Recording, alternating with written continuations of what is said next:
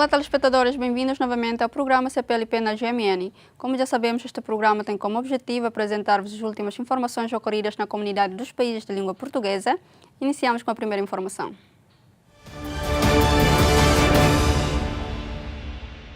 O chefe de Estado-Maior das Forças Armadas de Cabo Verde afirmou que a ajuda a Moçambique teria sido muito maior se a Força Militar de Apoio em Situação de Catástrofe aos países da CPLP estivesse operacional.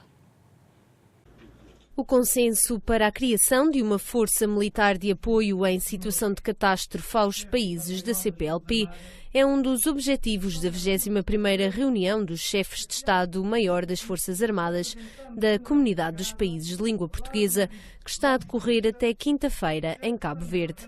O documento só ainda não foi assinado pela Guiné Equatorial. Tivemos o exemplo há bem pouco tempo em Moçambique. Se o mecanismo já estivesse operacionalizado, certamente já estaríamos em condições de um maior apoio a Moçambique.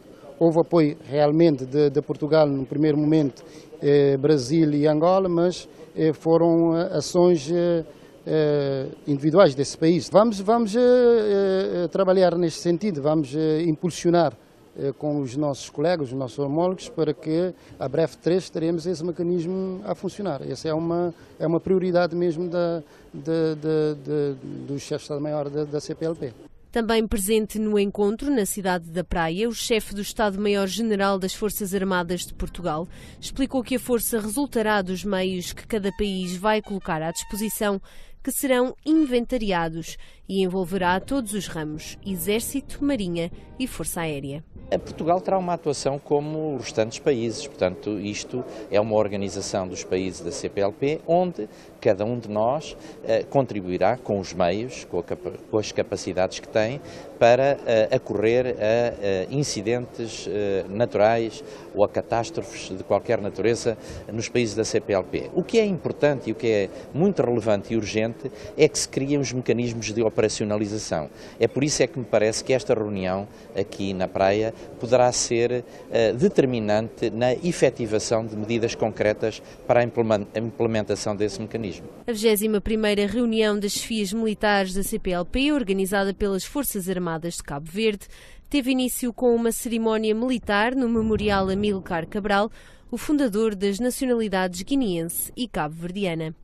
Os chefes de Estado-Maior-General das Forças Armadas da CPLP serão ainda recebidos pelo Presidente da República de Cabo Verde, Jorge Carlos Fonseca, na quinta-feira, dia em que será aprovada e assinada a declaração final do encontro.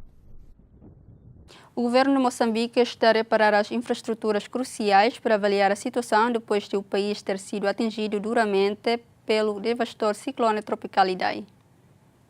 Algumas infraestruturas básicas do país, nomeadamente as escolas, estão abertas ao público graças à ação do governo. A Escola Rei dos Reis, na Beira, a segunda maior cidade de Moçambique, reabriu as suas portas aos estudantes, apesar de ter sido danificada pelo ciclone. A escola tem uma população estudantil de cerca de 2.000 alunos. Como centenas de outras escolas na região, esta foi danificada quando o ciclone Idai chegou ao continente.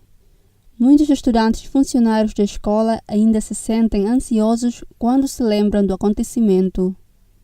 Uma empresa local ofereceu-se para financiar parte dos trabalhos de reparação, os quais permitirão abrigo aos estudantes. Como muitas escolas na região, a maioria dos seus equipamentos, computadores e livros foram danificados pelas enchentes. A Universidade da Beira atualmente abriga mais de 1.800 deslocados, os quais perderam suas casas e seus pertences.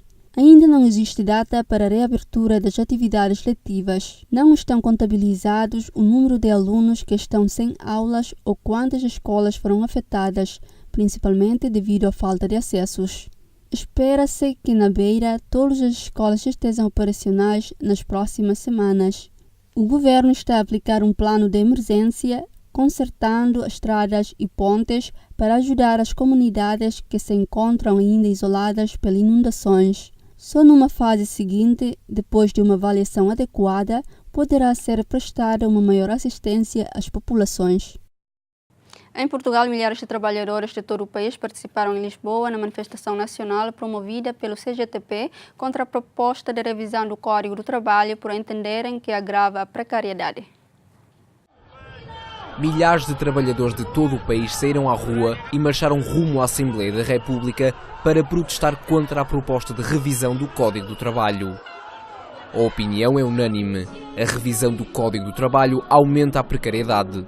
Por isso, protestaram em frente à Casa da Democracia Nacional. Queremos emprego com direitos, mas emprego que dê estabilidade aos jovens, aos menos jovens, para poderem pensar na sua vida e pensar na sua vida com o futuro e não no imediato. Assim, eu sou funcionário público há 25 anos e tenho um salário de 700 euros. Assim, não é compreensível num país que dá milhões e milhões e milhões à banca que não aumente os salários dos funcionários, por exemplo. Nós todos juntos temos que dizer não a esta proposta de lei do governo do PS. Temos que dizer não ao acordo do patrão. Temos que acabar com a precariedade em Portugal. Dos professores aos oficiais de justiça, com bandeiras e cartazes de todos os pontos do país. Diferentes palavras, mas a mesma voz. À manifestação juntaram-se também os dirigentes do Partido Comunista e Bloco de Esquerda. Solidários com os trabalhadores, dizem ser necessário bater o pé à atual proposta e colocar fim aos vínculos precários. O Partido Socialista tem a oportunidade para corrigir as alterações negativas que ele próprio, com o PSD e o CDS, incluíram no Código do Trabalho. Torna mais precária a entrada no mundo do trabalho, ou seja, quem está a começar acaba por ficar numa situação de maior precarização, o que do nosso ponto de vista não é aceitável. Que acaba por não revogar de uma forma tão ampla quanto é preciso a legislação laboral que foi imposta no tempo da Troika. Pede-se o aumento do salário mínimo, pede-se melhores condições, mas acima de tudo pede-se justiça. Por isso, vão marchar as vezes que for necessário e levam o protesto à porta do local onde se decide o país, na esperança de que o Parlamento veja com novos olhos esta proposta de revisão do Código do Trabalho. O primeiro-ministro português admitiu que havia visões diferentes no Conselho Europeu sobre a nova extensão para o Brexit, mas António Costa valorizou que os 27 demonstram maior capacidade de chegar a entendimento do que o próprio Reino Unido internamente. A União Europeia acordou conceder a Londres uma nova extensão do artigo 50 para a saída do Reino Unido do bloco europeu até 31 de outubro. António Costa, que defendia uma extensão ainda mais longa, afirmou-se ainda assim satisfeito com o desfecho da cimeira. Eu saio daqui satisfeito que, mais uma vez, os 27 conseguiram chegar a uma posição comum em que corresponde não só àquilo que solicitou a senhora May, como na previsão de que nem até dia 22 de maio seja obtido o acordo de saída seja aprovado, ou que até 30 de junho haja qualquer aprovação, é concedido um prazo até 31 de outubro para criar mais oportunidades para que o Reino Unido consiga ter uma posição clara e consequente sobre o que deseja fazer na relação com a União Europeia.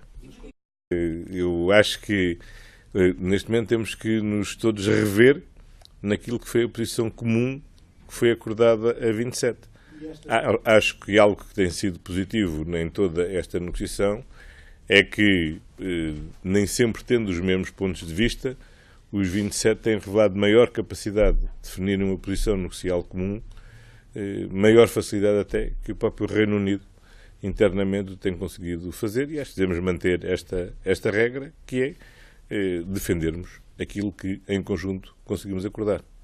O novo prolongamento do artigo 50 exige a participação do Reino Unido nas eleições europeias de 23 a 26 de maio e contempla uma revisão intercalar no processo de saída do país da União Europeia por ocasião do Conselho Europeu que vai decorrer de 20 a 21 de junho próximo. A data de 31 de outubro, proposta aos 27 da União Europeia, deve-se ao facto de a futura Comissão entrar em funções a 1 de novembro. As comissões de utentes da região do Médio Tejo de Portugal entregaram no Ministério das Infraestruturas um abaixo-assinado reivindicado a abolição de portagens na A23 e A13, subscrito por mais de 12 mil pessoas, sublinhando que constituem através ao desenvolvimento. as pessoas continuam a usar as estradas ditas municipais ou nacionais, que levantam outro tipo de problemas também. Não têm condições, nem físicas, nem estruturais, para aguentar com os fluxos todos. Então Santarém está-se a transformar num ponto negro de segurança rodoviária. Então o movimento de utentes, a Comissão de Utentes do Médio Tejo em particular, a Comissão da A23, luta pela abolição das portagens, decidiu fazer um abaixo-assinado. E isto é de tal modo entranhado nas pessoas que em pouco mais de um mês se recolheu 12.000 e muitas assinaturas. Portanto, vamos continuar a lutar, viemos reafirmar entregando pessoalmente com as estruturas todas dos utentes que é imperioso acabar com as portagens. E o que nós precisamos é de permitir que venham todos, os que querem investir, os que cá trabalham, os que querem visitar-nos, sem que tenham que pagar as portagens. E nós, utentes, ainda achamos, que é a última, que quem tem gasto tanto dinheiro, com a recuperação de bancos falidos, com PPPs, que se olhe para o interior, de forma a que depois não venhamos a queixar-nos do que aconteceu no Pedrógão ou em Mação com os incêndios. Então, se nós não temos serviços públicos no interior, não há jardins de infância, não há escolas primárias, deixou de haver GNR, fecharam os centros de saúde, as extensões de saúde, os postos de correios, e ainda para ir para casa tem que pagar portagem, ou para vir tem que pagar portagem, estamos a contribuir com a ação prática para afastarmos as pessoas dos locais de vida e de residência. O ministro da Defesa Nacional de Portugal, João Gomes Cravinho, sustentou que a defesa europeia será em breve uma realidade concreta. O governante anunciou também a criação de um grupo de acompanhamento para definir as prioridades nacionais. João Gomes Cravinho anunciou a criação de um grupo de apoio à participação portuguesa na PESCO, sigla em inglês para a Cooperação Estruturada Permanente. Integram-se nesse grupo elementos dos Ministérios da Defesa, Negócios Estrangeiros, Economia, Ciência e Tecnologia e Infraestruturas, representantes das Forças Armadas e do setor industrial. A proposta da Comissão Europeia é que o Fundo Europeu de Defesa possa contar com 13 mil milhões de euros para o ciclo de financiamento de 2021-27, quer para a investigação, quer para o desenvolvimento de capacidades. Este financiamento será complementado pelo instrumento Connecting Europe com 6,5 mil milhões de euros para melhorar as infraestruturas de transporte estratégico na Europa e será também complementado ao nível da investigação e da inovação pelo futuro programa Horizonte Europa, que terá uma dotação de 100 mil milhões de euros. Não podemos esquecer que, para além das oportunidades no âmbito da União Europeia, Portugal assumiu, junto dos seus parceiros da NATO em 2014, o objetivo de se aproximar de 2% do seu PIB dedicado à defesa, o que nos coloca numa situação de enorme responsabilidade para que esta oportunidade seja plenamente aproveitada em benefício do país e em benefício de todos os cidadãos. A ministra da Justiça portuguesa espera encontrar o povo angolano em clima de euforia e com uma grande expectativa no processo de mudança política que se iniciou com o presidente João Lourenço. Percebo que há uma grande euforia, as pessoas têm muita expectativa no processo de mudança que ocorreu e, portanto, é isso que eu espero encontrar. Não é? Sempre quando se verificam mudanças, e mudanças, nomeadamente mudanças desse tipo, em que há na aparência um corte com uma linha anterior, as pessoas geram expectativas de que haja um novo rumo e haja um rumo diferente. Agora, obviamente, compete a Angola e compete aos angolanos fazerem a avaliação sobre aquilo que está a acontecer e sobre as perspectivas que o presente lhes dá relativamente ao futuro. Não creio, eu acho que esse assunto está encerrado.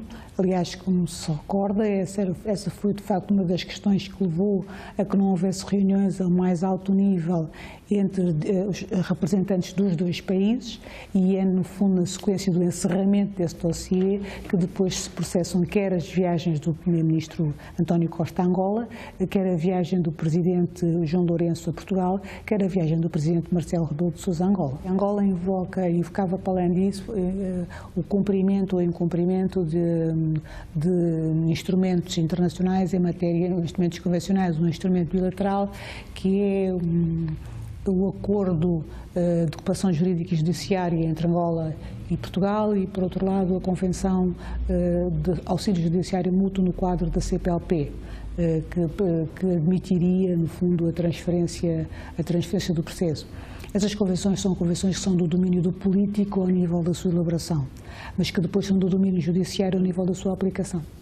Estas relações entre Portugal e Angola são, eu diria, quase que inevitáveis, não há forma de voltar atrás, não é? E, portanto, de facto, pode haver momentos em que haja questões que nos dividam, que são questões circunstanciais.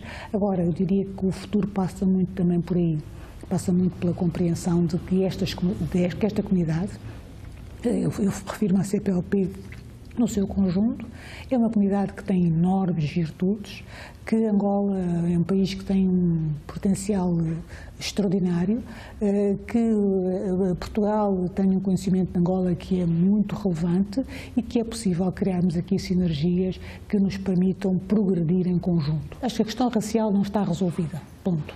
E acho que haverá em todas as comunidades problemas de associação de pessoas ou de julgamento de pessoas em função do seu fenotipo.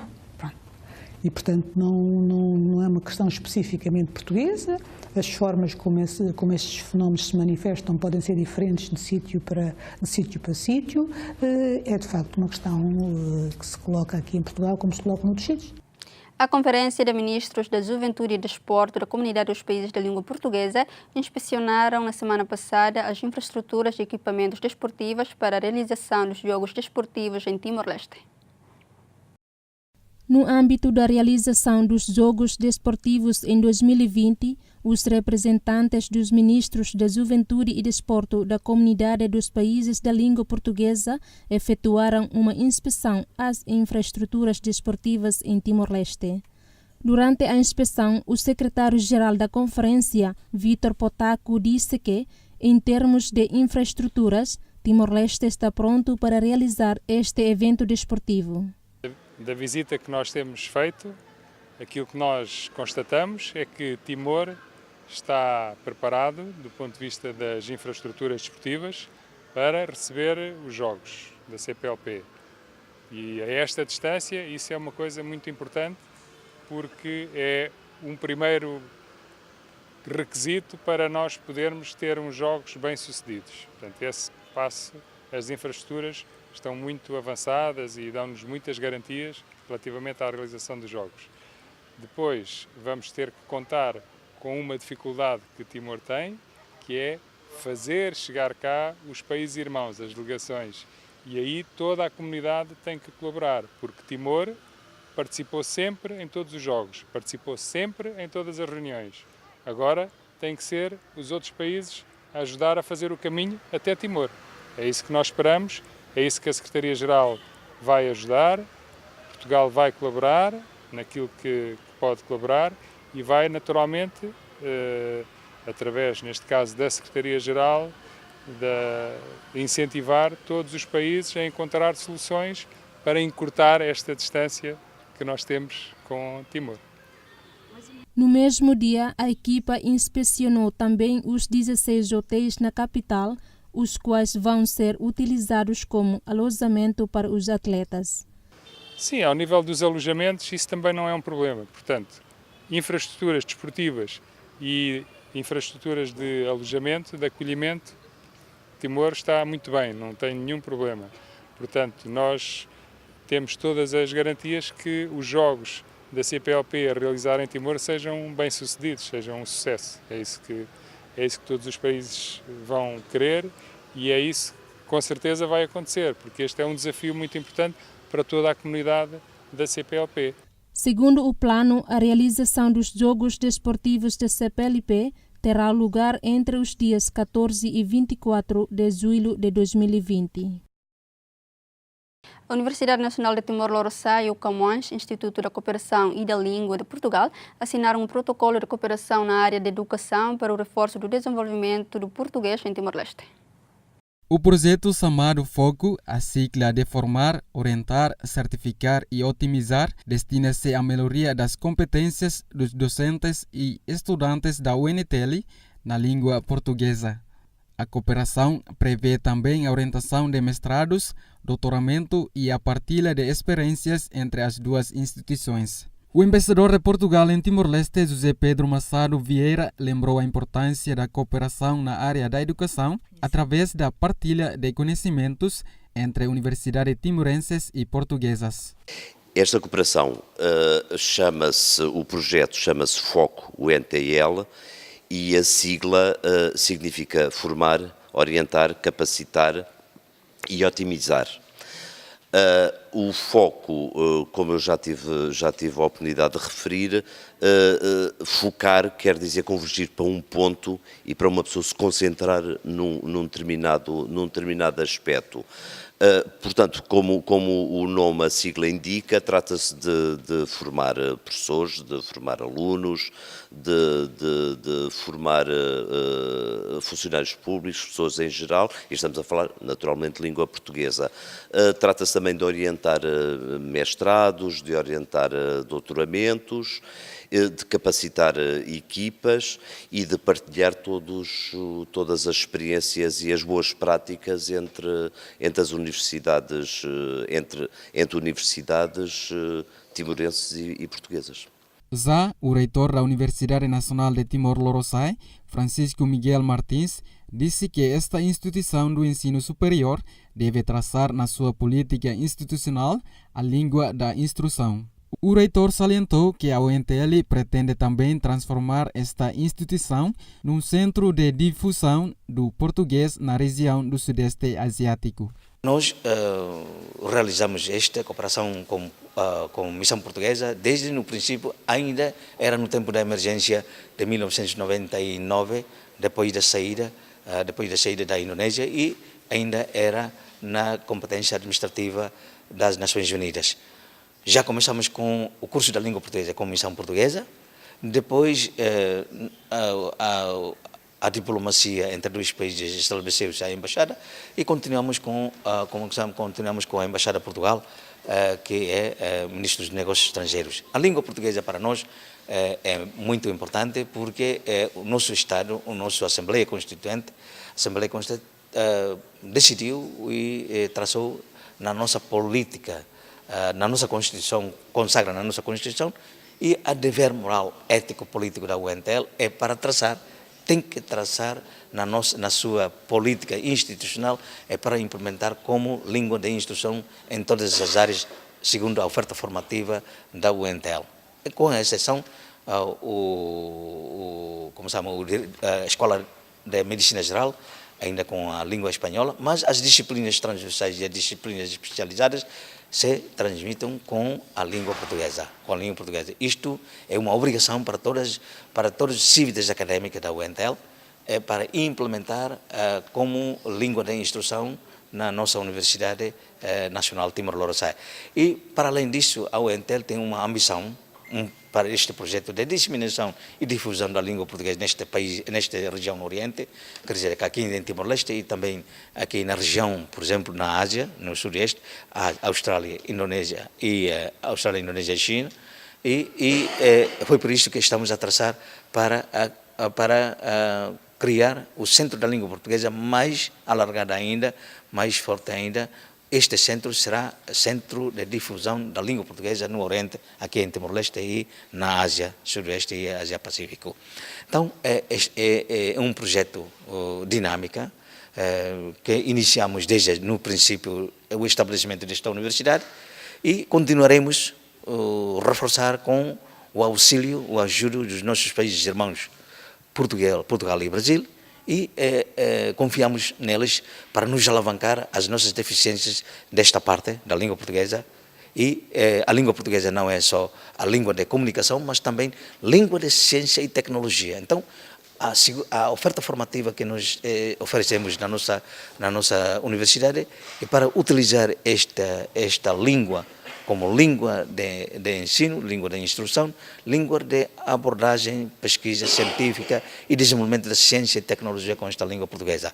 esta língua portuguesa. Então, não só a língua de comunicação, mas a língua, ciência e tecnologia. Desenvolver a ciência e tecnologia por meio com a língua portuguesa como nossa língua oficial do país. E a UNTL traça a língua instrução na instituição da UNTL para os jovens futuro desenvolvimento deste país. Segundo o acordo já assinado, o projeto vai contar com cerca de 10 professores portugueses e 18 timorenses que vão ensinar na área da língua portuguesa. A ponte Maputo-Catembe, o maior projeto de infraestrutura da China em Moçambique, ajuda a melhorar a vida das pessoas e a impulsionar a economia do país do sudeste da África. A mais longa ponte suspensa de Torres Gêmeas de África, que atravessa a Baía de Maputo com um vão principal de 680 metros, foi oficialmente aberta ao tráfego em novembro passado.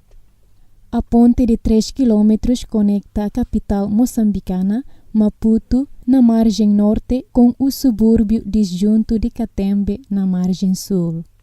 Faz parte do projeto da Ponte de Maputo e estradas de ligação às vias construídas pela China Road and Bridge Corporation com padrões e apoio financeiro chinês. Gil é um residente local que vive em Maputo. Ela tem uma carinha e o seu trabalho é carregar mercadorias da margem norte e transportá-las para a margem sul todos os dias. Antes da ponte ser construída, demorava cerca de 2 a 3 horas de balsa, mas agora leva apenas alguns minutos. A viagem na ponte também lhe poupa muito dinheiro. Ela gastava cerca de $15 americanos para levar uma carinha na balsa, mas agora ela só tem que pagar cerca de $5 americanos. Após a abertura da ponte entre Maputo e Catembe ao tráfego, o tempo de viagem diminuiu de 3 a 6 horas para 1 hora e 30. A construção do projeto começou em junho de 2014. O contrato é de $785,8 milhões, com 95% do financiamento fornecido pelo China por meio de empréstimos preferenciais e de compradores. Este projeto irá servir como estrada arterial que vai ligar diretamente a capital Maputo Sul com a fronteira da África do Sul. O projeto, de acordo com o empreiteiro, gerou até hoje 3.788 empregos para os habitantes locais e forneceu oportunidades de formação a milhares de funcionários locais. A população encarcerada do Brasil aumentou 8 vezes em 3 décadas, contando com cerca de 750 mil presos, a terceira mais alta do mundo. Os gangues de prisioneiros passaram a exercer um vasto poder que vai muito além das muralhas da prisão. Originalmente constituídos para proteger os presos e defender melhores condições de vida nas cadeias, os gangues de prisioneiros do Brasil estão envolvidos em assaltos a bancos, tráfico de drogas e tiroteios. Alguns dos líderes presos controlam verdadeiros impérios por meios de telemóveis contrabandeados. A sua disseminação provocou uma violenta onda de crimes, transformando o Brasil na capital mundial dos assassinatos. Com um recorde de 64 mil pessoas mortas em 2017, as facções tornaram-se a maior preocupação de segurança do país e um inimigo intimidante para o presidente Jair Bolsonaro, um ex-capitão do exército de extrema-direita. Eleito em outubro, este pretende estabelecer uma plataforma de lei e ordem para acabar com anos de corrupção e aumento da violência no país. Bolsonaro e seu governo devem agora apostar numa política mais dura contra os gangues. O especialista brasileiro em segurança, Pedro Strogenberg, disse que uma política que não aborda ação preventiva, ação de inteligência e políticas sociais, junto com a repressão, provavelmente não terá sucesso. Sem água nas albufeiras portuguesas de Campilhas e de Alto Sado, no litoral alentejano, os agricultores temem pela próxima campanha de rega e falam num ano de calamidade para culturas como o arroz e o tomate. Apesar de nos últimos dias a chuva ter caído em Portugal, o país está neste momento em situação de seca. Exemplo disso são as albufeiras de Campilhas e Alto Sado, no litoral alentejano, que estão sem água. Só nos concelhos de Santiago do Cacém e Ourique deverão ficar por plantar cerca de 3.700 hectares de terrenos que não têm acesso à água da grande barragem do Alqueva. Os agricultores temem pela próxima campanha de rega e falam mesmo num ano de calamidade para culturas como o arroz e o tomate.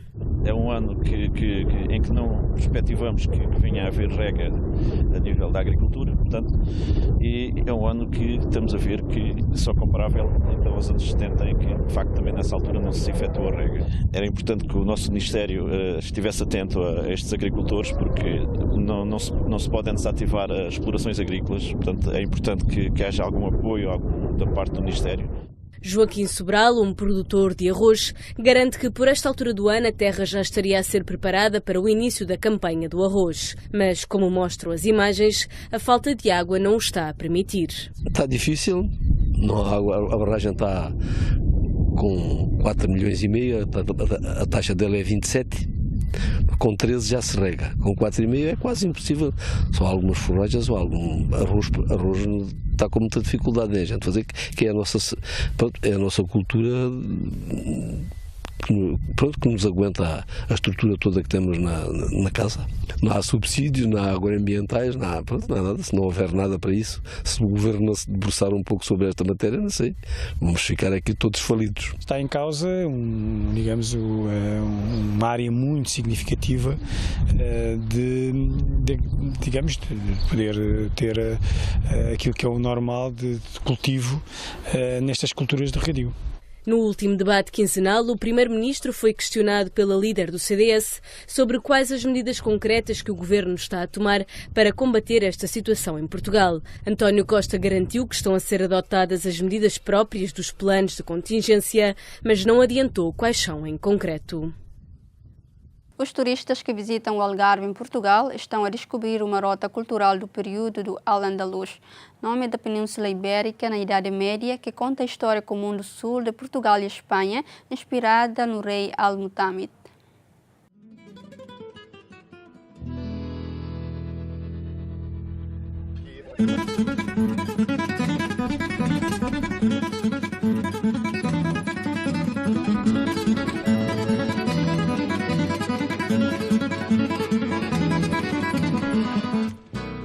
Num corridinho entre igrejas, museus e monumentos históricos, são cada vez mais os turistas que procuram o sul da Península Ibérica pela sua oferta cultural. Os vestígios da ocupação islâmica no território não passam despercebidos a quem vem não apenas pelo sol e pelas praias. Uma riqueza histórica destacada na rota Al-Mutamid, inspirada naquele que ficou conhecido como o rei poeta, nascido em Beja e que governou Silves antes de ser senhor de Sevilha. O percurso tem início em Lisboa, mas é entre a vila de Aljezur, na região noroeste do Algarve, e Cortegana, na espanhola Andaluzia, que foi sinalizado, dando a conhecer paisagens muito diferentes, do litoral ao interior, onde o rico património monumental alterna com os espaços naturais. Isto foi criado com o objetivo de fazer a canalização de turistas interessados na rota histórica do rei Al-Mutamid, que foi rei de Silves, no período árabe, mais concretamente no século XI. A reconstituição de percursos, como é o caso da rota Al-Mutamid, que tem implícita uma ideia de cultura, de vivência do passado, e que tem também relacionado intrinsecamente, digamos, a vivência dos povos, essa importância que temos que preservar para o futuro, para as novas gerações, de como é que chegamos aqui. Normalmente o turista que tem estes centros de interesses é um turista mais qualificado e, portanto, normalmente com maior poder económico. Isso obviamente transmite-se para o consumo que faz no território, desde o restaurante até a animação turística à participação nas inúmeras propostas que o território oferece a esse visitante. A Rota Cultural é cofinanciada por fundos europeus e, em território português, teve como parceiros as autarquias de Silves, Tavira, a Direção Regional de Cultura e a Associação de Defesa do Património Histórico e Arqueológico de Algesur. No entanto, o projeto, terminado em 2014, parece pouco conhecido entre turistas e até habitantes, apesar da sinalética, dos mapas e dos guias disponíveis. Olha, muito sinceramente, nunca ouvi falar nesse projeto. Não sei se realmente existe. We've seen that, but I didn't know there was a specific route. And this is about the first holiday we've had in Europe where we haven't done a lot of research, so I'm very embarrassed. Perhaps not as much as would be good, but I have seen information. But more would be better in the hotels, in the accommodation.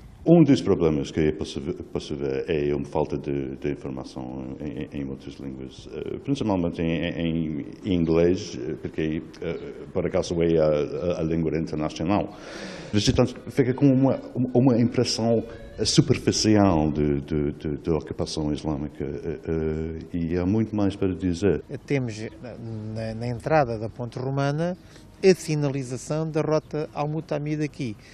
Temos mais 2 ou 3 marcos aqui na cidade. Mas, obviamente, quem procura esta rota também procura informação e a informação está disponível. É preciso, digamos, alguma avaliação prévia daquilo que são os pontos marcantes da rota. Mas, obviamente, é sempre possível fazer mais. Alguns ex-libris da Rota de Al-Mutamid são a Igreja de Santa Maria do Castelo, em Tavira, construída no local de uma antiga mesquita, o Castelo de Algesur ou a Porta de Al-Medina, em Silves. Nas paisagens a perder de vista ou nos pormenores que muitas vezes passam despercebidos, é possível sentir a continuidade histórica das povoações do Alentejo e do Algarve com a Andaluzia Ocidental, um território conhecido na Idade Média como Al-Andalus, que espera, agora, ser redescoberto. Foram as informações dadas nesta edição. Não se esqueçam de acompanhar o programa CPLP na GMN, às segundas e quintas, às 5 horas da tarde, e repetição às terças e sextas, à mesma hora. Até a próxima!